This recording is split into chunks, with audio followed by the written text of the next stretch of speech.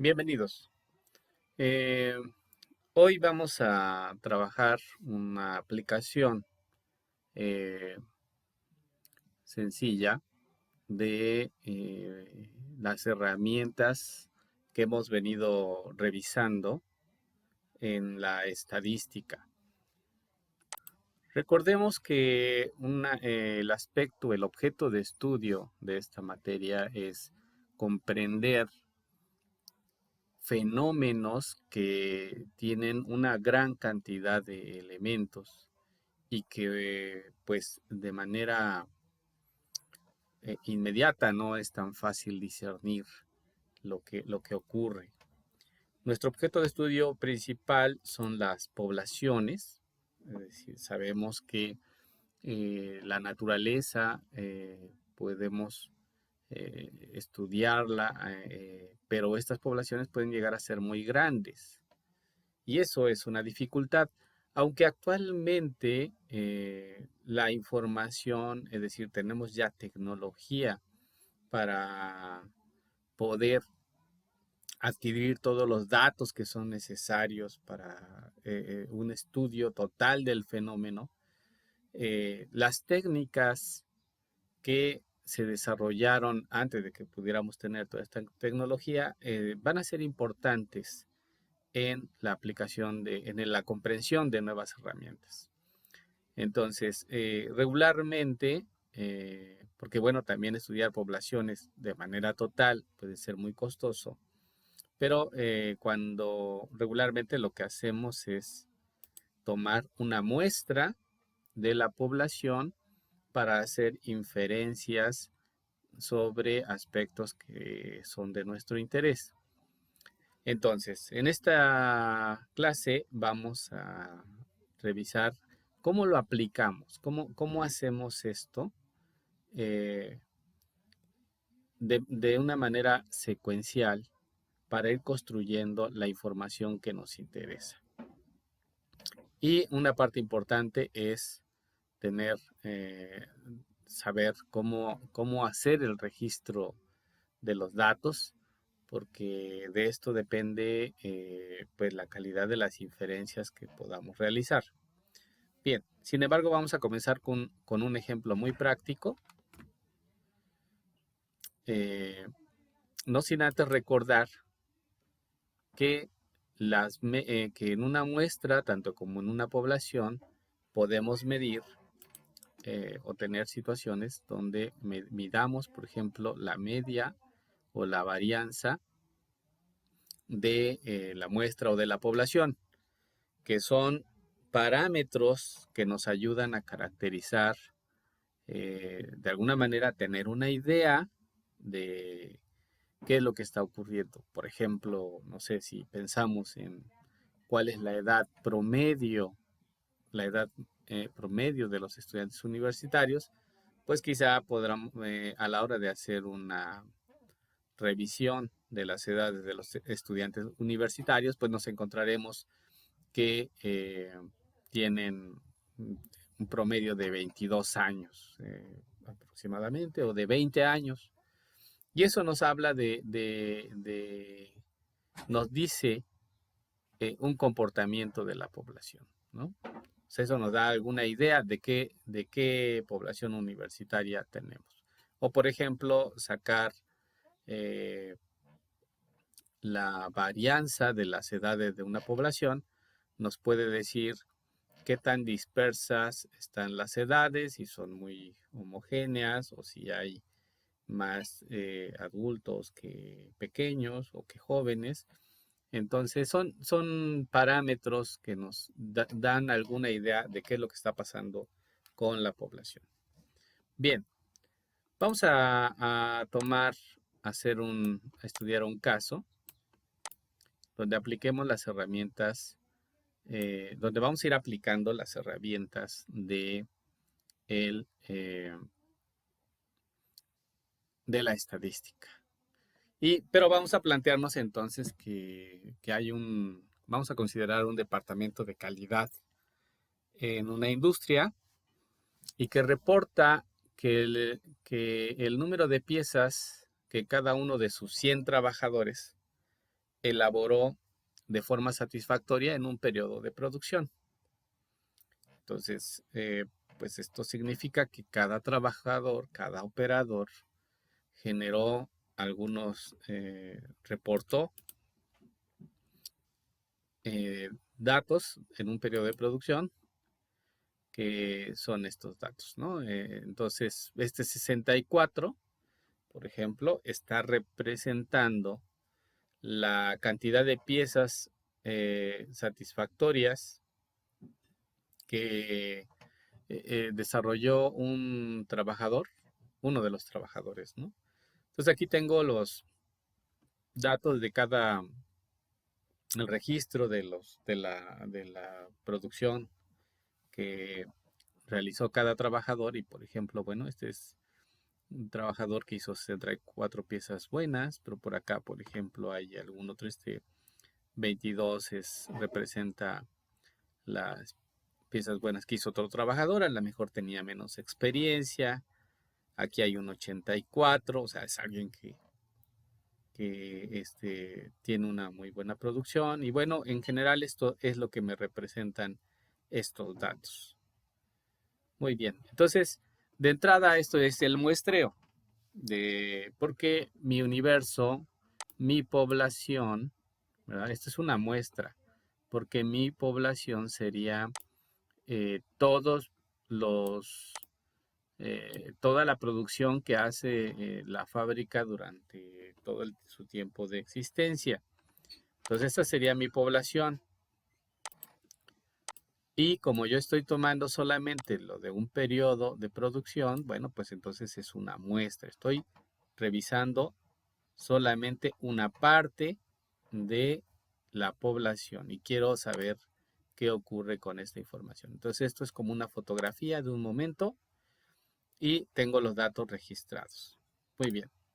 Entonces, lo primero que tiene uno que hacer es esta información por sí sola, pues me puedo hacer algunas inferencias, ¿no? Puedo decir, bueno, mira, aquí hay trabajadores que lo hacen muy bien, otros que lo hacen muy mal, otros que están regulares, pero pues no puedo decir más, ¿no? Aquí la información está dispersa y la estadística va a tratar nos va a ayudar, son las técnicas que nos van a ayudar a acomodar esta información para tener una mejor comprensión de lo que está ocurriendo. Entonces vamos a aplicar las técnicas estadísticas, de estadística descriptiva, para analizar la información. Bien, un aspecto muy importante es el rango.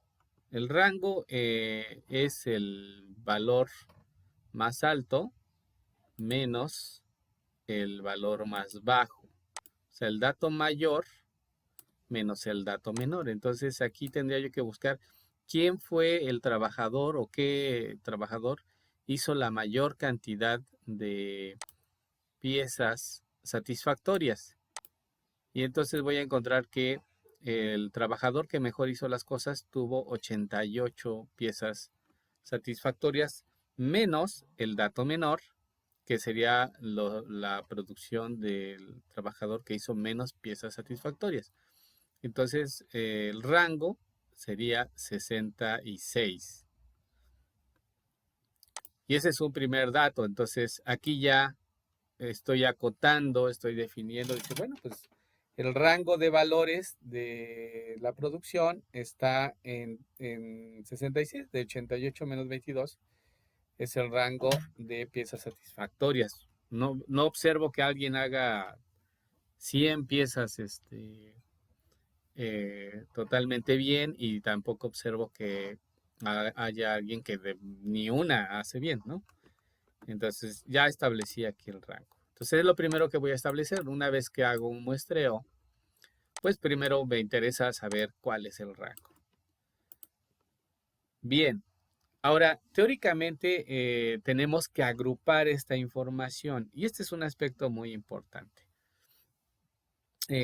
¿Cómo agrupo la información? O sea, aquí ya la tengo, ¿no?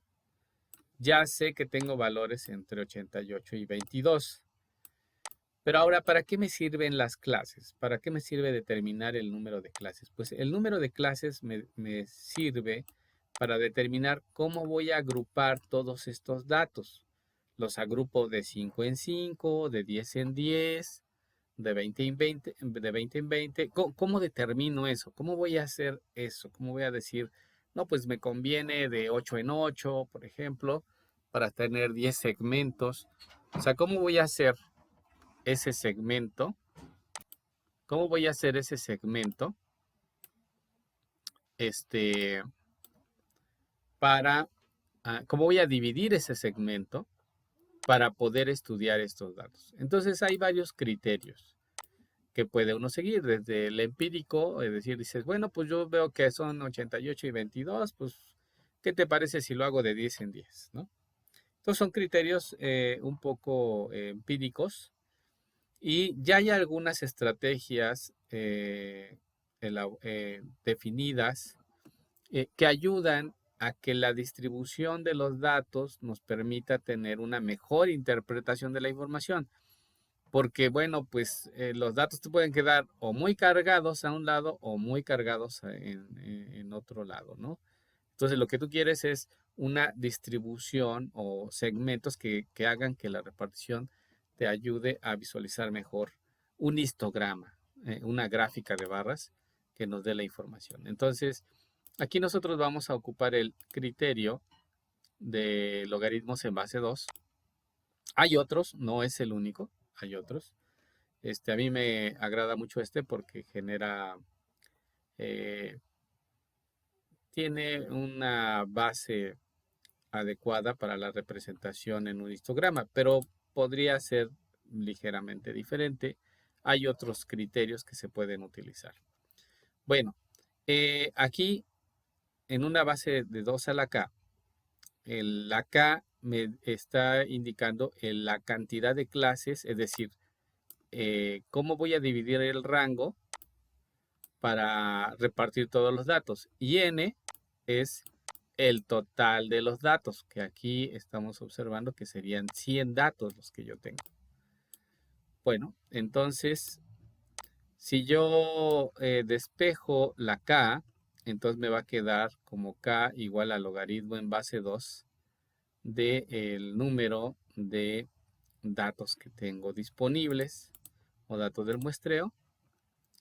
N es cantidad de datos, K es la cantidad de clases. Y esto lo puedo escribir, el logaritmo en base 2 se puede escribir como logaritmo natural de n entre logaritmo natural de 2. Aunque si tienes una calculadora que ya te hace este cálculo de forma directa, lo puedes hacer. O aplica las propiedades del logaritmo. De tal manera que al aplicarlo me va a quedar que K es igual a 6.4385.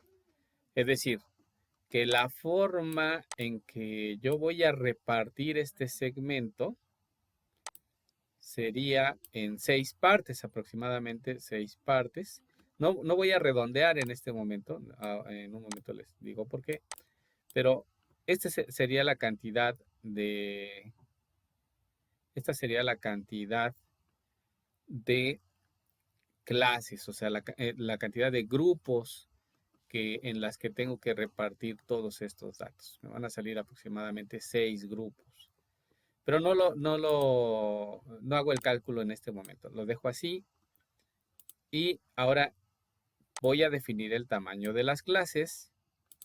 Y esto va a ser así. C es el tamaño de clase. Y voy a dividir el rango entre K. Es decir, 66 entre K. Haciendo esta cuenta, voy a obtener que esto es 10.2508. Y acá sí voy a hacer una aproximación porque eh, para todos los efectos, el tamaño de la clase, por ejemplo, aquí fue 10.25, lo voy a extender hasta 11.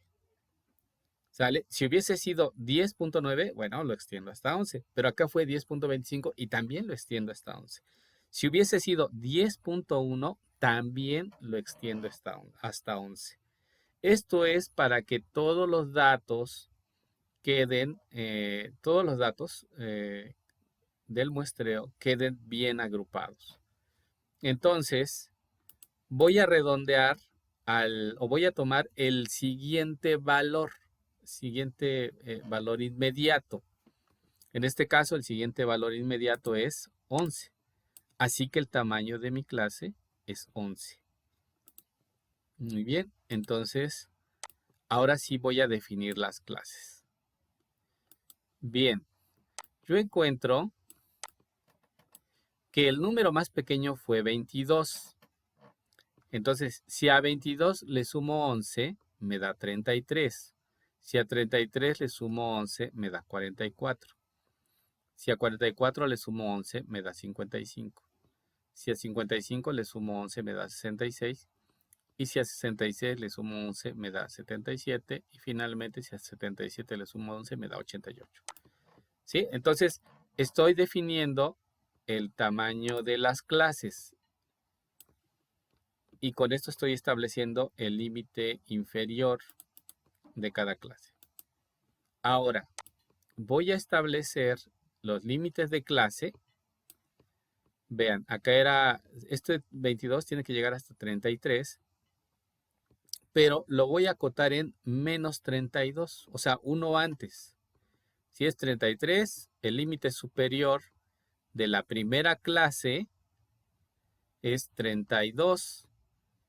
Si es 44, pues el límite superior de la clase anterior es 43, 55, 54, 66, 65, 77, 76, 88, 87, y esto va a llegar hasta 98, ¿no? Que sería el límite superior. Entonces, esta forma es una de tantas. Hay varios criterios. Yo he encontrado que esta es una buena estrategia para hacer nuestros gráficos de histograma. Y aquí ya establecí la cantidad de clases. Tengo 1, 2, 3, 4, 5. Son 3 acá. Son 7 clases las que al final estoy obteniendo. 7 clases. Y tengo ya los límites, inferior y superior. Pero ahora observen. Aquí yo tengo 22 y tengo 32. Entonces, hay un espacio, o sea, entre 22 y 32. De 32 a 33 hay la distancia de una unidad. Es decir, aquí estoy dejando huecos. Al definir así la clase, hay huecos. Porque si yo tengo un dato que, por ejemplo, fuera 32.5, pues ese dato no va a estar contenida en ninguna de las clases, ¿no? Porque pues tengo datos entre 22 y 32 y 33 y 43, pero no tengo ningún espacio, ninguna clase definida para 32.5, por ejemplo. Y lo mismo con todas las demás clases. Hay la distancia de una unidad entre clase y clase, entonces ahí hay huecos. Y si yo tengo algún dato que esté en ese hueco, no va a ser incluido. Entonces, para evitar esta situación, se definen los límites reales de clase. ¿Y cómo vamos a definir los límites reales de clase? Entonces, en esta técnica, lo que voy a hacer es que le voy a restarle a esta, lo voy a bajar medio centímetro o media unidad, de tal manera que voy a extender el número 22 hacia la izquierda para tener 21.5. Y luego el límite superior lo voy a extender hacia la derecha para tener 32.5. Entonces aquí ya con este criterio estoy ampliando los límites, estoy ampliando el tamaño de la clase. Bueno, pero ahora en el de abajo voy a hacer lo mismo. Voy a extender a la izquierda el límite inferior y entonces en lugar de 33 lo voy a mover a 32.5. y en lugar de 43 a 43.5. De esa manera ya tengo acotado esto busca, tiene como finalidad que no vaya a haber datos en la frontera, ¿no? Que no vaya a caer datos en la frontera y que sin embargo estén contenidos todos los datos que puedan surgir en el muestreo o que los datos queden bien representados. Entonces ahora voy a hacer lo mismo con el siguiente, 43.5, 54.5, y también haré lo mismo con los siguientes datos, ¿no? Entonces ya tengo aquí tenía yo las clases, 7 clases, pero ahora tengo aquí las clases utilizando los límites reales de clases. Entonces, en este agrupamiento ya no hay espacios vacíos y eso me va a permitir tener una buena representación o a la hora de graficar, tener una buena representación de los datos. Muy bien, entonces ahora, ya que he definido las clases, vean, aquí lo estoy poniendo por pasos. El primer paso fue determinar el rango. El segundo, cuántas clases voy a usar. El tercero, cuál es el tamaño de las clases. Y ahora he establecido las clases y los límites reales de clase. Entonces vamos ahora a medir la frecuencia absoluta para hacer un histograma. El primer tipo de técnica para entender estos datos. Entonces, la frecuencia absoluta significa entender cuántos valores hay entre 21.5 y 32.5. Entonces, bueno, eso requiere un trabajo de agrupar los datos, ¿verdad? Ponerlos de menor a mayor, que bueno, puede ser una tarea tediosa porque en este caso son 100 datos, pero podría haber 100, podría haber 1000 datos, y entonces eso ya no va a ser tan fácil.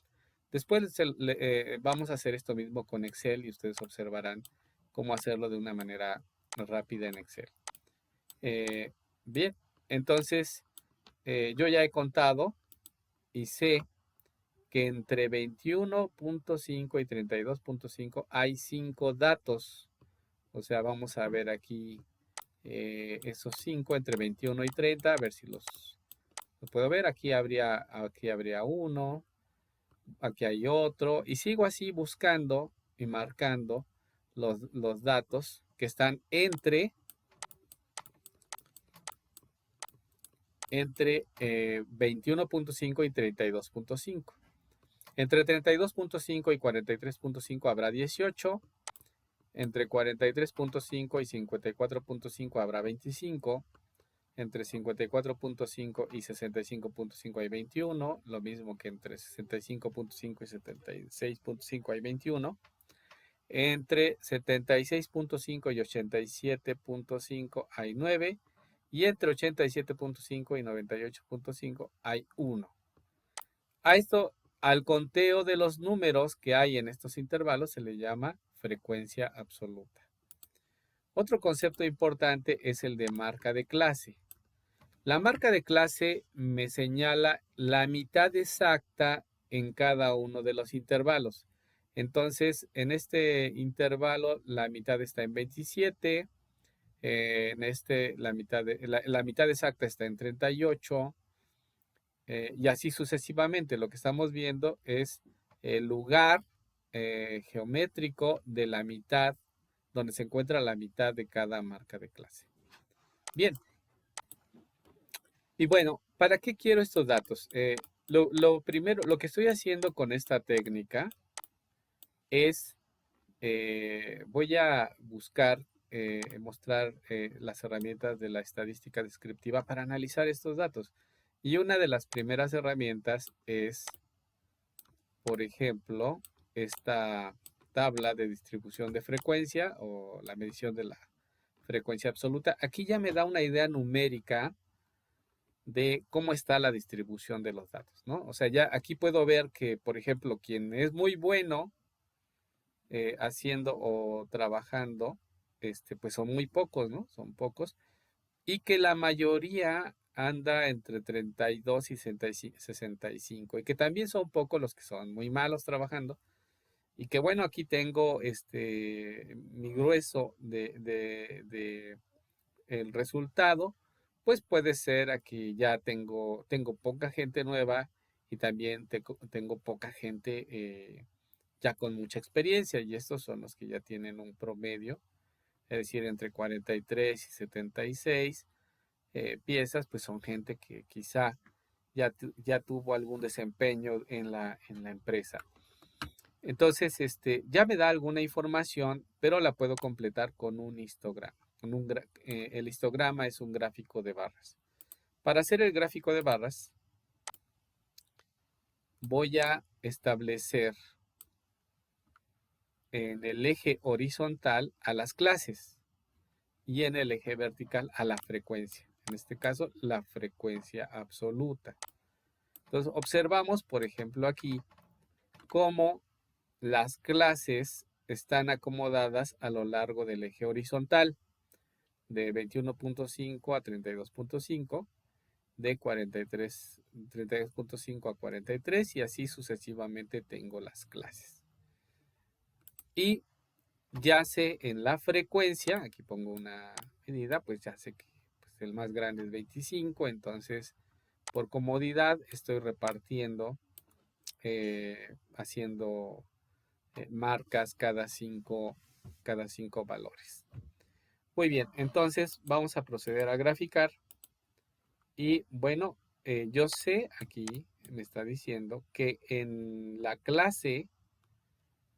primera clase, cayeron 5 valores.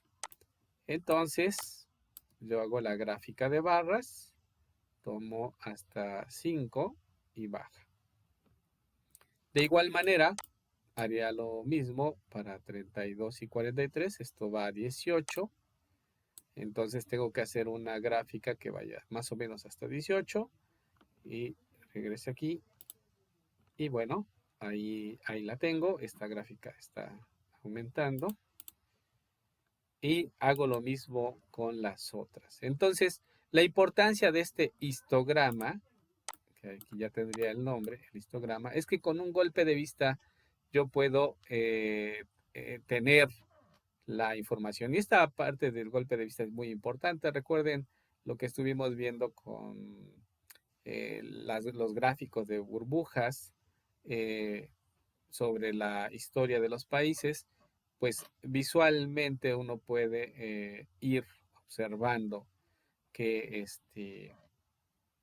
se puede ir observando el comportamiento. Entonces aquí pasa lo mismo. Este es un aspecto, una característica muy importante de la estadística descriptiva, y es que el gráfico te debe dar la información de manera inmediata, ¿no? Entonces aquí vemos lo mismo, poca gente nueva. Quizá esto se deba a que hay gente nueva, y gente ya con varios años trabajando también es poca. Entonces tienes aquí un promedio. Ya de ahí, y los datos que te dé la empresa, son como podrías interpretar. Pero un golpe de vista te está indicando pues que en qué rango tienes a la gente productiva, ¿no? Y ya uno podría empezar a hacer más estudios, sacar más datos para tratar de tomar buenas decisiones. Entonces, esto me establece el histograma. El histograma es una herramienta que me muestra la información, ¿verdad? Aquí es más fácil de ver lo que está pasando con el muestreo que aquí, ¿sí? Si yo veo tan solo los datos, digo, bueno, pues me doy una idea, pero no sé qué está pasando.